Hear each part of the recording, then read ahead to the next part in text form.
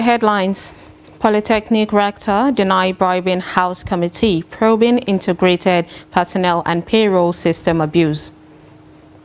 Police repel attack on Jama'are town in Bauchi State, recover arms and ammunition. Aviation Minister suspends Nigerian Air to close Lagos Airport Old Terminal. And away from Nigeria, we have African Union suspends Gabon's membership after military coup. Hello and welcome to Trust TV News Update. I am Sumaya Abubakar.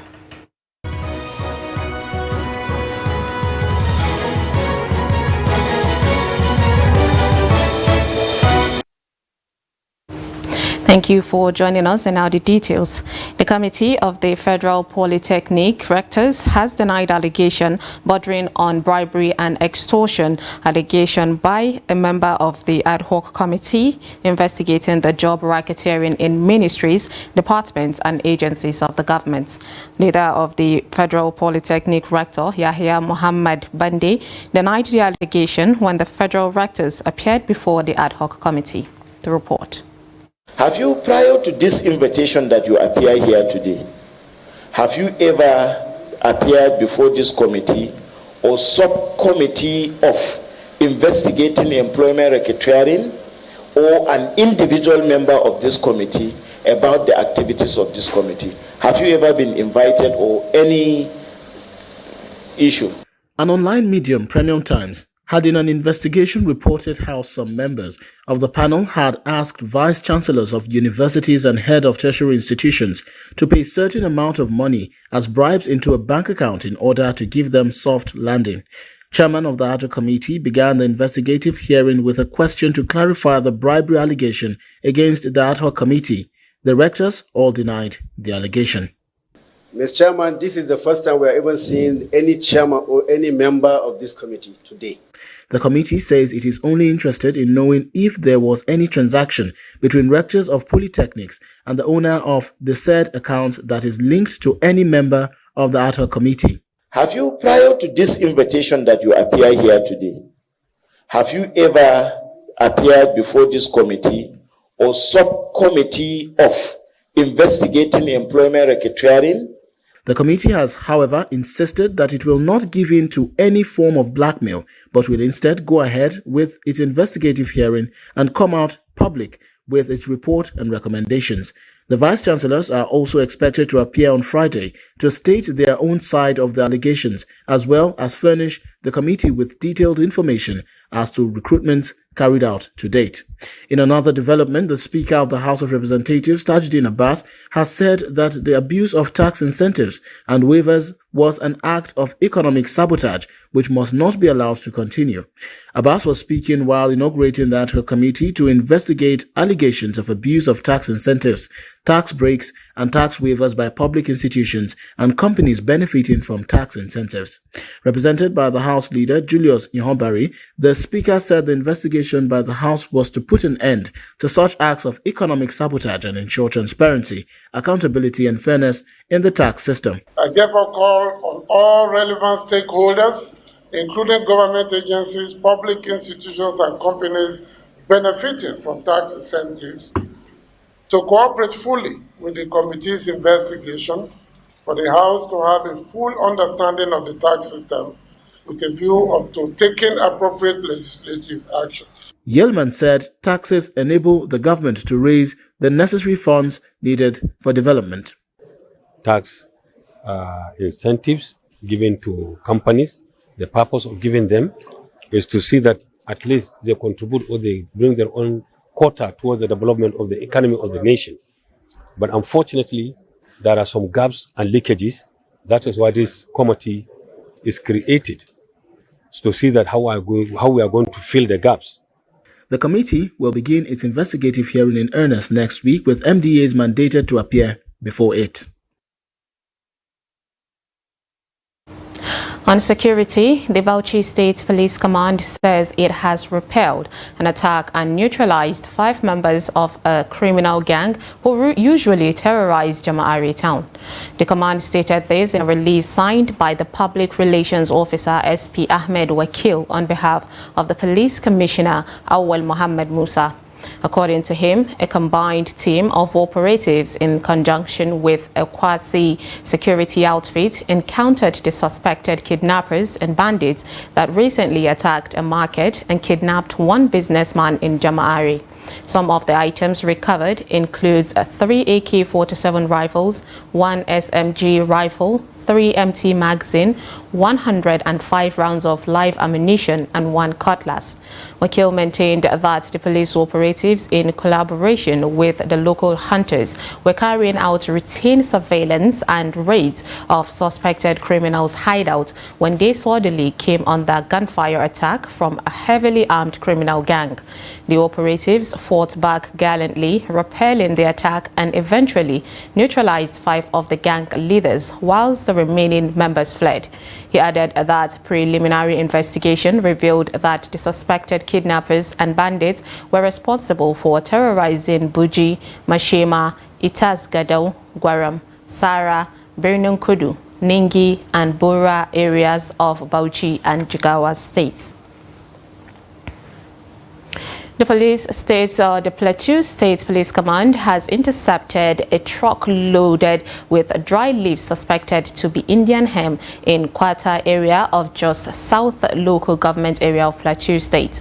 The State Commissioner of Police, Okoro Julius, while parading the suspects, said the arrest was made following a tip-up by an informant. Additionally, that in receipt of the information, the command quickly mobilized its men to the area. He said upon sighting the officers, the suspects took to their heels, adding that, however, that 4 suspects were apprehended after a hot chase. He said when the vehicles were searched, 100 bags of dry leaves suspected to be Indian hemp hidden under gin cartons were recovered. The commissioner further said that the suspects, vehicles and exhibits are currently in police custody, adding that efforts were being intensified to apprehend the fleeing suspects as investigation continues. The police boss called on Plateau residents to be security conscious, report any suspicious activities or persons, and provide useful, timely and accurate information to help the police fight crime and criminality in the states. And they were able to intercept the truck, the trailer, loaded with bags of dry leaves suspected to be cannabis, concealed with cartons of dry gin. And 4 suspects were arrested, the driver and 3 others. They claim to have conveyed the items from Lagos, and their destination was Plateau State. Unfortunately for them, our men on patrol, the policemen on patrol, intercepted them and brought them here. We are yet to know the owner, the person that sent them on that errand. And therefore, investigation is on in full gear to bring all the culprits that are involved to book. Meanwhile, the Lagos State Police Command says it has arrested one Samuel Adeniyi for allegedly killing his girlfriend and 6 others. The State Commissioner of Police, Idowu Owohunwa, who disclosed this while parading the suspects and others, said the accused were also responsible for the death of 1 police officer during a robbery incident at Airport Hotel in the Alausa area of the state on August 3, 2023. The report. The Lagos State Commissioner of Police, CP Idowu Owohunwa, on Thursday paraded a total of 66 suspects for various offences including murder, armed robbery, impersonation, kidnapping, among others. This is coming barely 1 month after the launch of Operation Flush, a strategy to eradicate crime from the state began. Among those paraded, 6 were arrested for armed robbery and the death of a police officer while another was arrested for allegedly murdering his girlfriend. Aside this, through our intelligence activities and the support of members of the public, we arrested 2 fake citizens who deceived members of the public, making the members of the public to believe that they were genuine police mobile personnel, and they were engaged by an estate to provide guards for them in that estate. And they were armed with a locally fabricated AK-47 rifle. And they've been providing this guard for the estate for months until they went on an illegal operation and our operatives swooped on them, arrested them, and they confessed to the crime. And the locally fabricated AK-47 recovered from them. Other cases, the commissioner said, bordered on traffic robbery, while a special model pistol called Spider Victor was recovered from one of the suspects who was apprehended at a code breach. We deployed our operatives to cover some of the flashpoints. Unfortunately, last night on a code bridge, 2 of those traffic robbers were apprehended. And like I said, the most unique thing about this is not just their arrest, but the recovery of this weapon from them. Spider Victor. This is strange. It's a unique weapon. So we are working currently to get into the roots of this. The command equally recovered 18 firearms of various descriptions, 25 live ammunition, 2 bags containing fake dollars and pounds, 34 bags of drugs suspected to be Indian hemp, amongst other items. In an interview with one of the suspects, who disclosed that he was lured by his friend into armed robbery, adding that he deeply regrets his actions. Owohunwa, who disclosed the command's intention to set up a task force to curb criminality in the state, sounded a note of warning to miscreants intending to take advantage of the ember months to perpetrate crime. He, however, assured Lagosians that the command will continue to do everything operationally possible to ensure that crime and criminality are brought to the merest minimum in the state. Police in Imo on Friday said 2 suspected kidnappers have been neutralized and the victim rescued at Avo near Owerri. The command's spokesperson, Assistant Superintendent of Police Henry Okoye, in a statement said 1 locally made cut-to-size gun, 2 cutlasses and charms were recovered from the suspects. He said the police swung into action following a distress call made by a Good Samaritan along Umuezoro Kam Avu in Owerri West local government area in an attempt to kidnap a man. The command spokesman said the victim was rescued with a deep machete cut on his hand and other parts of his body and was immediately rushed to the Federal Medical Center Owerri, where he is currently receiving medical attention. He said the lifeless bodies of the neutralized hoodlums have been deposited at the morgue for preservation. He commended the DPO, Nekede, his men, and the local vigilantes for a job well done. President Bola Ahmed Tinubu on Thursday met with members of the Nigerian Supreme Council for Islamic Affairs behind closed doors at the President or Residential Villa, Abuja. Members of the council were led to the meeting by the Sultan of Sokoto, Saad Abubakar. The president assured the delegation that all diplomatic means will be deployed to resolve the Nigerian political crisis. Speaking to State House correspondent, Minister of Information and National Orientation, Mohammed Idris, who disclosed issues discussed at the meeting, said President Tinubu urged the Islamic scholars to be at the forefront of fostering national unity and societal integration. Well, the Nigerian Supreme Council for Islamic Affairs decided fit to pay a solidarity visit to Mr. President. They came to offer him some advice on the happenings in the country. They've also solicited for his cooperation and to ensure that the unity of Nigeria continues to be maintained. Mr. President, on his own part, has thanked them. He has accepted all the words of advice they've offered him. He has also asked them to continue to engage, to continue to dialogue. And Mr. President has also asked them to be in the forefront of the national reorientation, which is one of the pillars of his administration. The Nigerian Supreme Council for Islamic Affairs, under the leadership of His Eminence the Sultan of Sokoto and the President General, is here to pay a courtesy call on Mr. President, to appreciate him for what he's doing for the nation, and to also advise him as to what the Nigerian Supreme Council for Islamic Affairs feels should be done to make sure that it continues to rule with transparency, with honesty, with equity, to the benefit of all members of this great country of ours.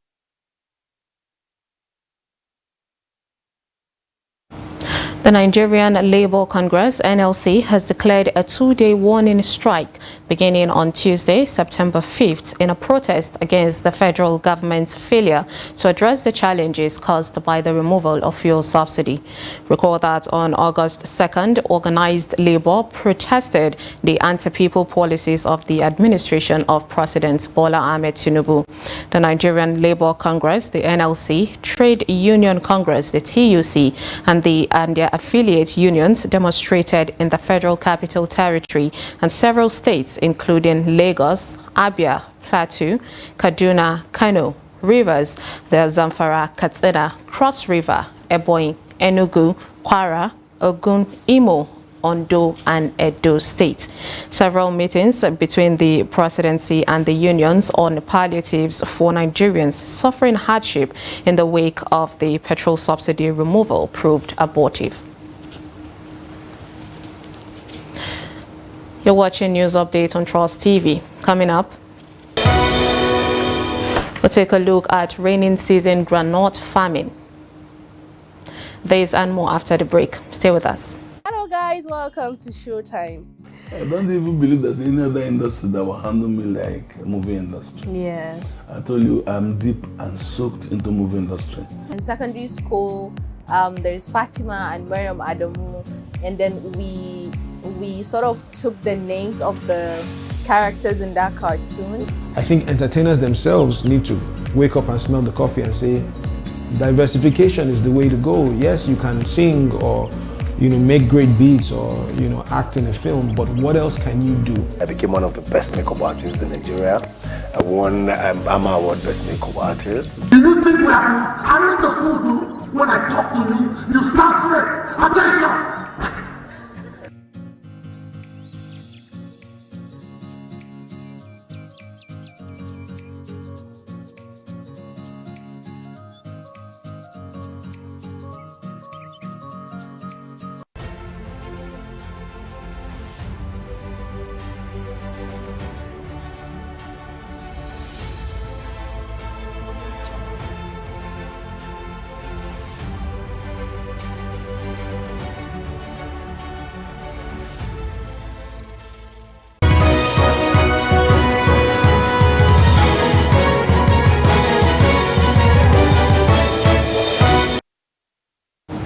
Welcome back. If you're just joining us, this is News Update on Trust TV. And here's a recap of our top stories. Robochu Polytechnic rectors deny bribing House Committee on probing integrated personnel and payroll system abuse. And police repel attack on Jama'are town in Bauchi State. And moving on to more stories. During Nigeria's agricultural boom, groundnut contributed to the sustenance of the Nigerian economy through revenue from exports to both foreign and local markets. Groundnut pyramids then were a spectacle to behold as they towered to a point higher than most buildings in Kano City. Today, groundnut pyramids have disappeared, but groundnut farming and production still remains in some major cities across northern Nigeria. In this report, Trust TV's correspondent Idris Jibrin takes a look at groundnut farming for this year's wet season. Take a look. Malam Sani Ahmad is a groundnut farmer in Kano who is seen struggling to ensure a proper harvest in 2 months' time. He said he cultivates groundnut every year to meet up with the demand of his family in addition to food crops. I plant groundnut every year to complement the spendings of my family. You see, if I do it now, in most cases, if any of my daughter or my son wants to get married, I will carry the groundnut and sell it and then take care of all the needs of the family. Over the years, the shift from agriculture to oil as the major revenue generator at between 1960 and 1970s as the major export in Nigeria is the sole reason for the disappearance of the groundnut pyramid in Kano. While this is true, farmers say there are also several environmental factors that contributed to the crash of the groundnut industry in Nigeria. You see, why people have been running away from groundnut farming in recent years is because, there are so many problems. We used to have groundnut pyramids, but groundnut pyramid is no longer here. So if you cultivate the groundnut, you have to take it to the local market. And the local market, they won't buy it at a good price. But nowadays, groundnut is expensive. You can see that many people are returning to groundnut farming across many parts of Kano State. According to traders, most of the groundnuts now processed and consumed in Kano is not cultivated from Kano, but are brought from neighboring state, which is why groundnut is now expensive across many parts of Kano State. Groundnut is now expensive. Why it is expensive? Because the situation we are in. Food is expensive, everything is expensive, and many people now returns to groundnut. People do eat it to sleep, to drink water and sleep, and that is why sometimes it's expensive. And plus, if it is very limited, we don't have it much. So that too also contributed to the reason why groundnut is also expensive. Now, most groundnut you see here are being brought, some from Niger, some from Nasarawa, some from Lafia, some from Kogi.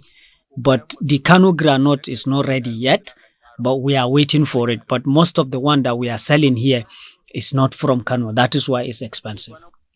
Lack of improved seeds, inadequate government intervention, and the disappearance of the popular groundnut pyramids are some of the major reasons why groundnut farming is no longer booming in Kano.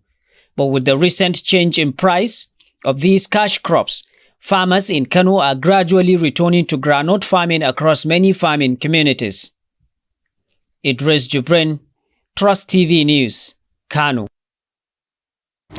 In business, the Minister of Aviation and Aerospace Development, Festus Keyamo, has directed airlines and companies operating in the Murtala Muhammad International Airport to move to the MMIA Terminal 2, as the old terminal will be shut down for repairs from October 1st, 2023. This is as he suspended the Nigerian Air Project, the concession project, and other contracts on the grounds that he owes it to the government and the Nigerians to give an honest assessment. The minister said the concession and national carrier will be suspended until he briefs the president. And away from Nigeria, the African Union on Thursday suspended Gabon's membership 1 day after military officers ousted President Ali Bongo, the first regional response of the 8th coup in West and Central Africa since 2020. The takeover ends the Bongo's family dynasty's almost 6 decades in power and creates a new conundrum for a region hit with a wave of coups that Nigerian President Bola Tinubu called a contagion of autocracy. Like other juntas who have snatched power in the region, Gabon's military leaders are seeking to consolidate power despite international condemnation. General Bryce Oligui Nguema, the coup leader and former head of the Presidential Guard, is due to be sworn in as president on Monday. The African Union Peace and Security Council made the first move on Thursday by barring Gabon's participation in all its activities, organs and institutions until constitutional order is restored. And meanwhile, the UN Secretary General Antonio Guterres has said coup only make crisis worse, emphasizing the need for durable governance and the rule of law. Guterres said this on Thursday while highlighting the succession of military coups unfolding across Africa at a press encounter at UN headquarters in New York. The UN chiefs call on all countries to urgently establish credible democratic institutions and rule of law. Guterres highlighted the need to strengthen international bodies such as the African Union in their diplomatic efforts to foster peace, stability, and democracy on the continent. Many countries face deep-seated governance challenges, but military governments are not the solution. They aggravate problems, they cannot resolve a crisis, they can only make it worse. I urge all countries to move quickly to establish credible democratic institutions and the rule of law. And in sports, Minister of Sports Development, Senator John Eno, inspected the National Stadium, Surulere, Lagos on Thursday as part of his ongoing effort to assess the state of major sports facilities in the country. Eno started his inspection from the stadium complex, where he visited the National Institute of Sports, the boxing complex, main bowl of the stadium, Sports Medical Center, indoor sports hall and other facilities. He also inspected the Games Village hostels, Legacy Pitch, Powerhouse, as well as the courts for different sports. Now, during his briefing at the stadium, John Eno said the facility built around the 1960s has been put to use functionally, including during the second All-African Games in 1973. It has gone through a lot. The minister stated that he will do all it takes to bring back the glory of the facility, which was once the pride of Africa.